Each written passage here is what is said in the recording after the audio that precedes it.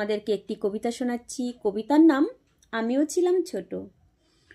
মনে পড়ে একদিন আমিও ছিলাম ছোট, কত খেলেছি আমি বাচ্চাদের মতো। মাঠে দৌড়াদৌড়ি কত করেছি, পুকুরের জলে নেমে কত মাছ ধরেছি। গ্রীষ্ম ঋতুতে পুকুরেতে কত ঝাপাঝাপি, বৃষ্টির জলে করতাম কত লাফালাফি। আজ ছোট্টবেলার কথাগুলো মনে পড়ে গেল, ছোট্টবেলার দৃশ্য মনে জায়গা করে নিল। কত কি যে খেলেছি, করেছি মারামারি, একসাথে সবাই মিলে করেছি হুড়োহুড়ি। কতদিন ঝড়ের রাতে আম কুড়োতে গিয়েছি, পুকুর ডোবায় নেমে কত মাছ ধরেছি। অনেক ভোরে উঠে পারতে যেতাম মাতা, একে একে স্মরণে জাগে ছোট্টবেলার কথা। পাঠশালায় না গিয়ে বসতাম খেজুর গাছের তলে, খেজুর কুড়িয়ে ভিজতাম বৃষ্টির জলে।